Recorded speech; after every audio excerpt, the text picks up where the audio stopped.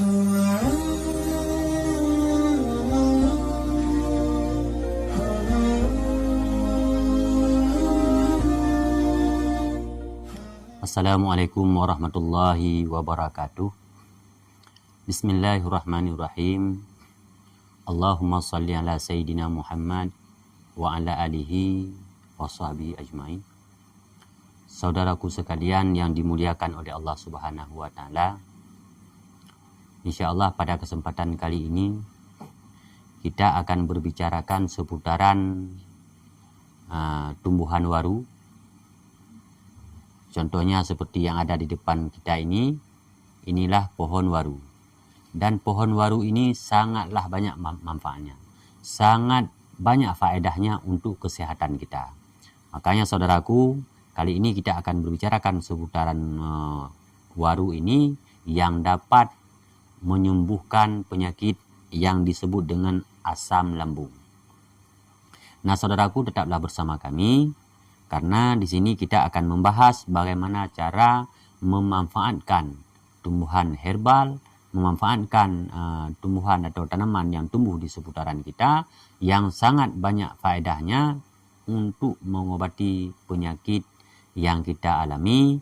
Namun pada kesempatan kali ini kita akan berbicara seputaran tanaman waru atau pohon waru yang dapat mengatasi atau mengobati penyakit yang namanya asam lambung. Nah, saudaraku sekalian yang dimuliakan oleh Allah Subhanahu wa Ta'ala, penyakit asam lambung ini bukanlah sebuah penyakit yang ringan. Namun ketika kita sebut sebuah penyakit asam lambung, seolah-olah terasa ini penyakit ini ringan. Padahal tidak, karena dengan mengalami yang disebut dengan asam lambung, sedikit saja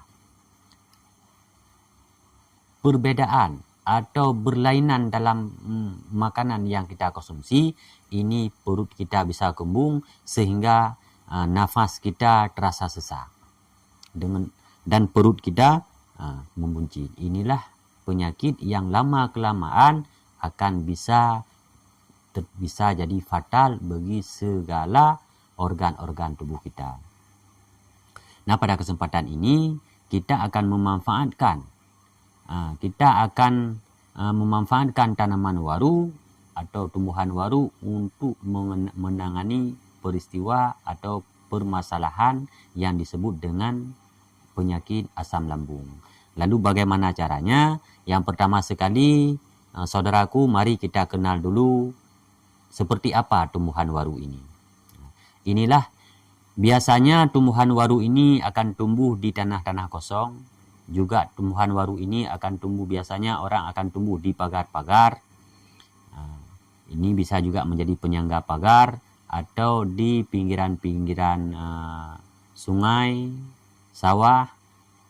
Insya Allah kalau untuk di Aceh sendiri tanaman waru ini masih sangatlah banyak. Namun tumbuhan waru ini ada beraneka ragam. Banyak sekali jenis-jenis dari tumbuhan waru ini. Kalau yang ada di tangan kita saat ini adalah tumbuhan waru ini yang tangkainya berwarna hitam. Ada waru yang tangkainya langsung yang kesemuanya hijau. Ada juga waru yang daunnya agak kuning, ada juga yang hitam, yang hijau lebat. Namun yang lebih bagus waru untuk mengobati penyakit asam lambung ini waru yang tumbuhnya di tanah yang berpasir atau lebih tepatnya di pinggir-pinggir pantai. Itulah waru yang paling cocok atau yang paling bagus untuk mengobati penyakit asam lambung. Dan untuk bunganya seperti ini ada waru juga yang bunganya kuning. Nah, jadi saudaraku, ketika melihat tayangan ini, waru yang saya pegang ini, yang ada di tangan saya ini warna bunganya merah, bukan berarti waru yang kuning tidak bagus, bukan. Semua waru bisa mengobati penyakit asam lambung. Hanya saja ada waru yang bunganya merah, ada waru yang bunganya kuning. Namun merah atau kuning bunga waru yang lebih bagus waru untuk mengobati penyakit asam lambung yaitu waru yang tumbuhnya di seputaran tanah-tanah yang banyak pasir lebih tepatnya di pinggir-pinggir pantai. Nah, untuk bunganya seperti ini dan buahnya seperti ini. Dan buah waru ini sendiri kalau di dalam rempah-rempah alami, rempah-rempah rebus, ini buah waru ini semua rempah ada. Mesti dipakai buah waru. Karena buah waru ini sangat banyak faedahnya. Namun saudaraku, untuk mengobati penyakit asam lambung, jika kita menggunakan media atau bahan waru ini, yang pertama sekali kita mengambil, yaitu terdiri dari bunga, buah, dan daun. Namun ukurannya, daun kalau ukuran kita rebus dengan ukuran air 1 liter, kita mengambil ini, kita ambil daun. Tangkainya kita pindah. Kita pindah semua tangkainya. Nanti tangkainya dipindah. Contoh seperti ini. Ketika saudaraku mengambil daun waru yang muda, ketika saudaraku kumpulkan, saudaraku pegang dengan tangan, jika digenggam, ini 1 genggaman erat. Itulah ukurannya. 1 genggaman erat ini. Ini kita pindah, kita potong, ini kita potong. Kita potong pakai apa saja, ini tidak kita gunakan. Kita gunakan daun segenggam erat. Kemudian kita juga menggunakan ini kalau kami ini menyebutnya dengan telinga waru. Ini juga kita gunakan. Seperti ini.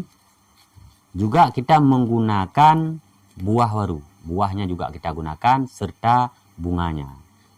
Nah, kesemuanya ini untuk buahnya ini kita buat takaran secukupnya saja.